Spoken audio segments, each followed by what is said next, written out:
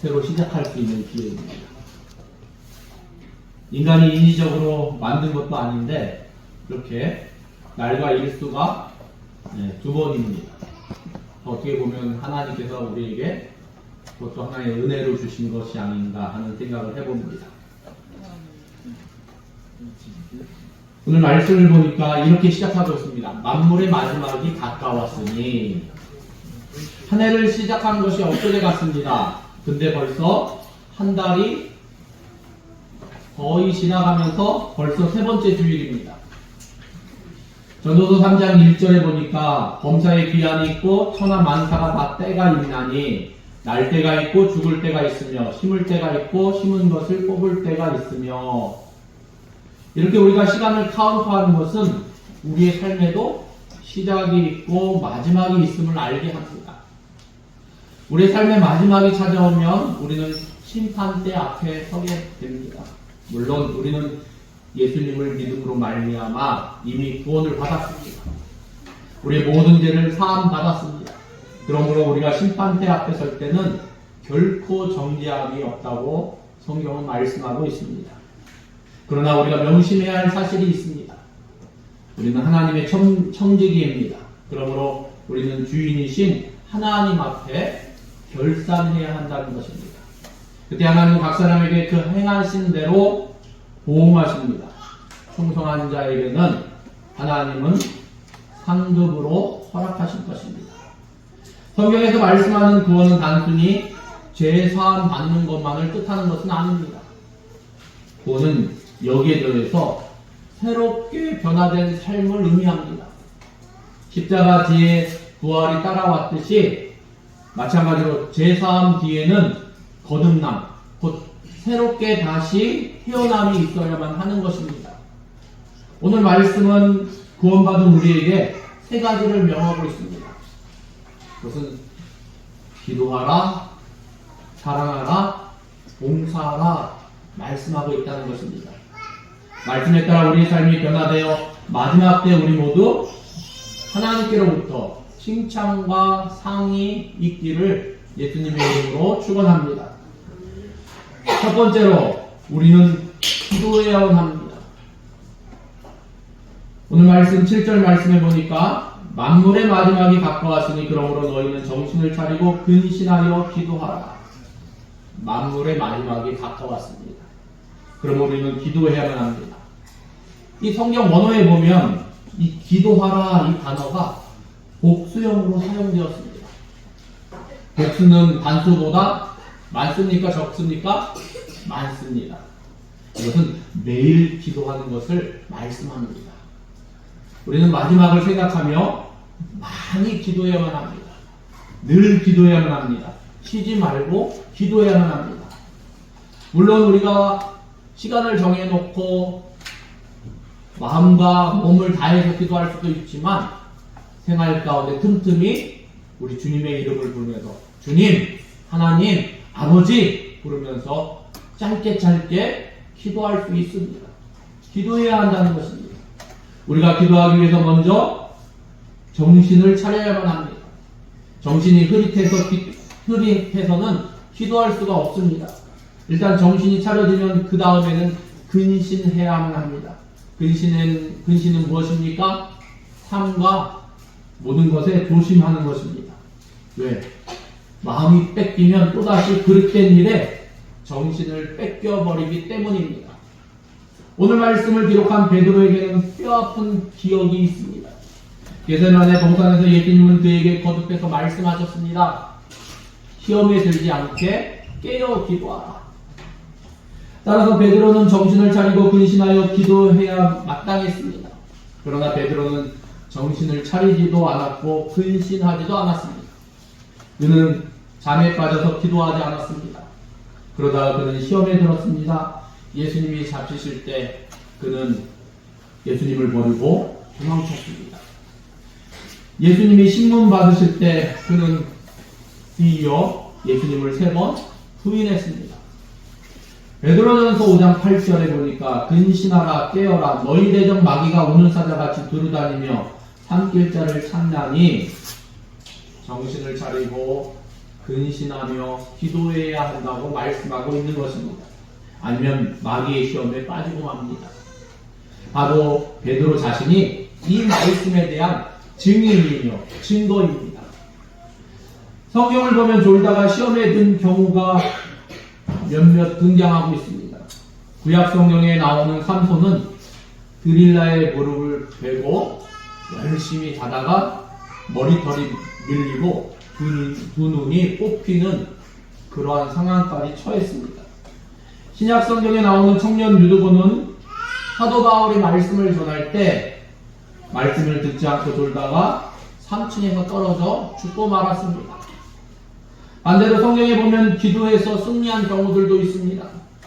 모세는 아론과 훌과 더불어 기도의 손을 높이 들었을 때 이스라엘이 아말렉과의 전투에서 아말렉을 무찔렀습니다. 갈멜산에서는 엘리야는 부르짖는 기도를 통하여 바알과 아사랴 선지자들을 물리칠 수 있었습니다. 베드로가 옥에 갇혔을 때 교회가 그를 위하여 간절히 기도했습니다. 하나님은 천사를 보내셔서 베드로를 옥 밖으로 인도하셨습니다. 바울과 실라가 옥에 갇혀서 기도했습니다. 그러자 큰 지진이 나며 옥문이 다 열리고 그들의 매인 것이 풀렸음을 성경은 증거하고 있습니다. 이렇듯 기도하면 시험을 물리칠 수 있습니다. 승리하게 된다는 것입니다. 그러나 기도하지 않으면 시험에 듭니다. 패할 수밖에 없습니다. 넘어질 수밖에 없습니다. 그러므로 우리는 마지막을 생각하며 늘 정신을 차리고 근신하며 기도에 힘쓰지 않을 수 없습니다. 흔히들 기도는 영혼의 호흡이라고 말합니다. 죽은 사람의 몸은 숨을 쉬지 않습니다. 제가 저희 아버지가 돌아가셨을 때 머리에다 손을 딱 얹고 봤습니다. 차갑습니다. 당연히 숨도 안 쉽니다. 아, 이게 죽으신 모습이구나. 아무 가치가 없습니다. 죽은 영혼은 마찬가지로 기도하지 않습니다. 죽고 싶으면 그래 기도하지 마라 이겁니다. 기도하지 않으면 우리 영혼은 살 수가 없습니다. 그러므로 2004년도에는 매월 첫날은 우리 정교인 새벽 기도회로 정하여 기도하기를 원합니다. 특별히 나라와 민족을 위하여 기도하기를 원합니다. 지역을 넓히는 교회를 위해서 기도하기를 원합니다. 계명교회를 출석하는 성도들의 가정을 위해서 기도하기를 원합니다. 국제정세가 얼마나 어렵습니까? 경제적도 어렵고 군사적인 부분도 어렵습니다. 사랑하는 성도 여러분, 골로새서 3장 2절 말씀입니다. 위의 것을 생각하고 땅의 것을 생각하지 말라. 이 그림자 같은 땅의 것을 생각하지 말고 영원한 위의 것을 생각하라는 말씀입니다. 마지막이 가까이 왔으니 이제는 정신을 차리고 근신하여 기도하는 우리 모두가 되기를 예수님의 이름으로 축원합니다. 둘째로는 우리는 사랑해야 한다고 말씀하고 있습니다. 8절 말씀해 보니까 무엇보다도 뜨겁게 서로 사랑할지니 사랑은 허다한 죄를 덮느니라. 만물의 마지막이 왔습니다. 수직적으로 우리는 정신을 차리고 근신하여 기도해야만 합니다. 하나님과 바른 관계를 맺기 위해서입니다. 또한 수평적으로 우리는 무엇보다 뜨겁게 서로 사랑해야만 합니다. 이웃과 바른 관계를 맺기 위해서입니다. 오늘 말씀 8절에 보니까 무엇보다도 라는 단어로 시작하고 있습니다. 그러므로 만물의 마지막이 가까웠으니 우리는 무엇보다도 뜨겁게 서로 사랑해야만 합니다. 또한 요한복음 13장 35절에는 예수님은 이렇게 말씀하셨습니다. 너희가 서로 사랑하면 이로써 모든 사람이 너희가 내 제자인 줄 알리라. 그러므로 우리는 무엇보다 뜨겁게 서로 사랑해야 하는 것이 마땅합니다. 우리의 인생의 마지막이 찾아오면 우리는 심판대 앞에 서야만 합니다. 그때 우리가 얼마나 많은 걸 배웠는지, 얼마나 많이 벌었는지, 얼마나 높은 지위에 올라갔는지 중요하지 않습니다.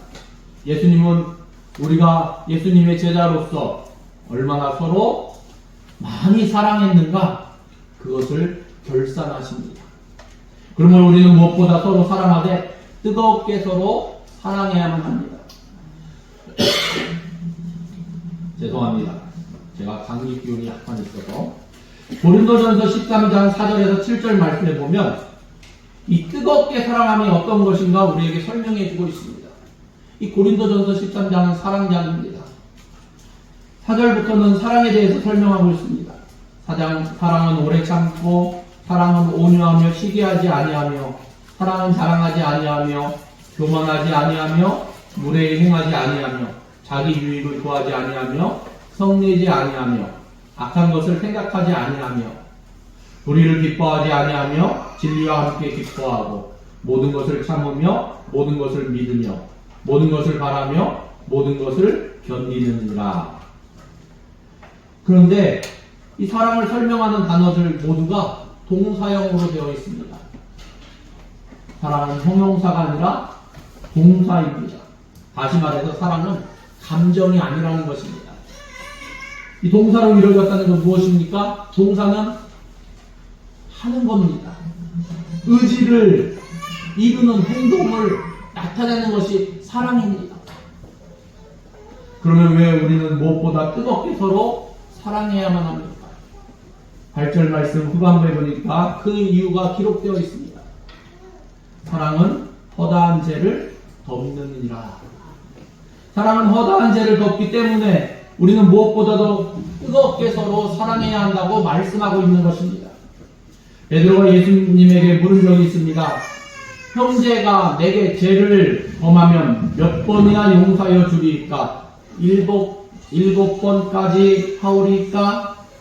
예수님은 이와 같이 대답하셨습니다. 7번뿐 아니라 7번을 70번까지라도 할지니라. 사랑은 용서하고 또 용서하고 또 용서하는 그것이 사랑이라는 것입니다. 하나님은 우리를 사랑하셨기 때문에 우리의 모든 죄를 용서하시고 다 덮으셨습니다. 마찬가지로 우리가 무엇보다도 뜨겁게 서로 사랑해야 한다는 것입니다. 사랑은 허다한 죄를 덮기 때문입니다.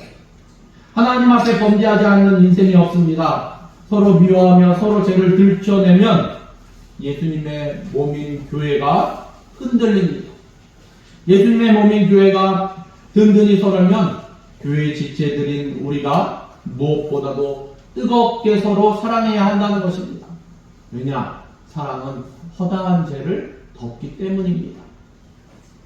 베드로전서 4장 9절에 서로 대접하기를 원망 없이 하고 말씀하고 있습니다. 여기서 대접이라는 단어가 나옵니다.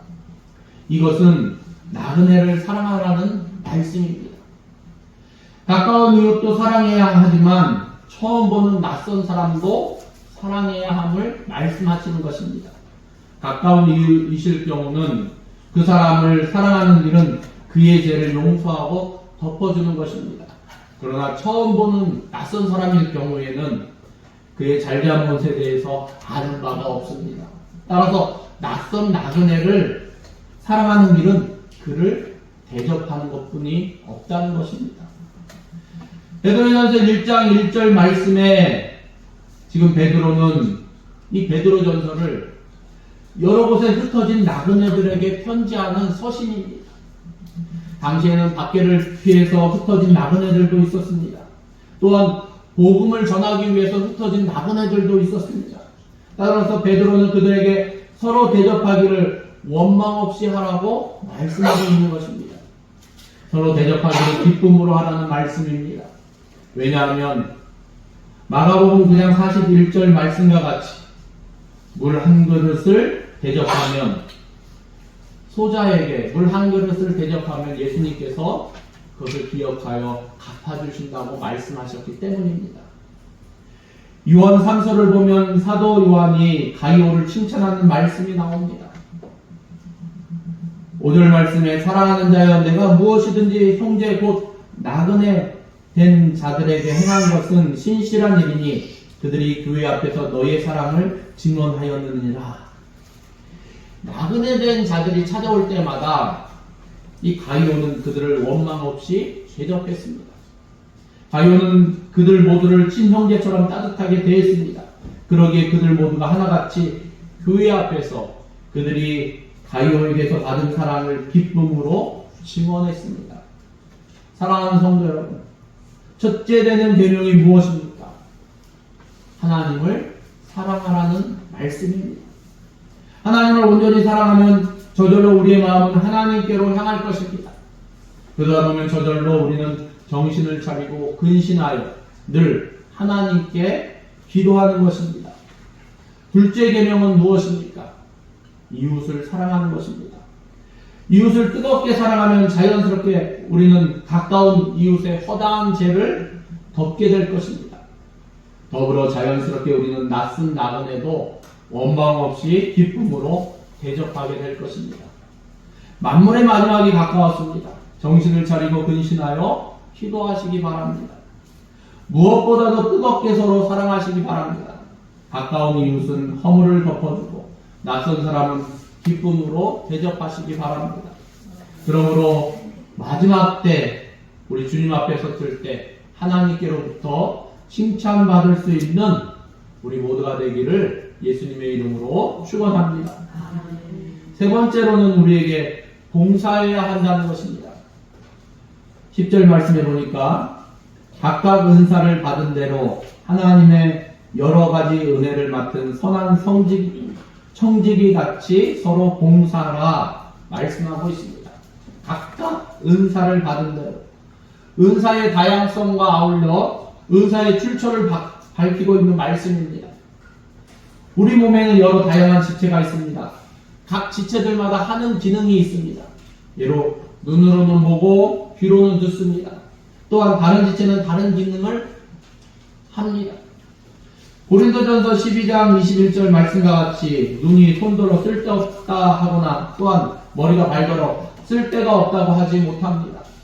모든 지체가 하는 각각의 기능이 똑같이 소중하기 때문입니다. 몸 전체를 위해서 여러 지체가 서로 돌보며 자기에게 주어진 기능에 충실합니다. 예수님의 몸인 교회도 마찬가지입니다. 우리는 예수님의 몸인 교회를 이루는 지체입니다. 그러므로 우리 모두가 각자 나름대로 예수님의 몸인 교회 안에서 해야 할 기능들이 있는 것입니다. 이를 감당하도록 우리에게는 각각 다양한 은사를 주셨습니다. 물론 은사의 출처는 하나님이십니다. 그러므로 하나님에게서 각각 은사를 받은 우리가 해야 할 책임이 있다는 것입니다. 오늘 말씀 10절 후반부에 있는 말씀입니다. 하나님의 여러 가지 은혜를 맡은 선한 청지기 같이 서로 봉사하라. 서로 봉사하면 서로가 서로를 섬기는 것입니다. 하나님은 한 사람에게 모든 은사를 몰아주시지 않았습니다. 하나님은 여러 가지 은혜에 따라 우리 각자에게 각각 나름대로의 은사를 주셨습니다. 왜 하나님이 우리에게 서로 다른 은사를 주셨습니까? 서로 봉사하라, 서로 섬기라 하심입니다.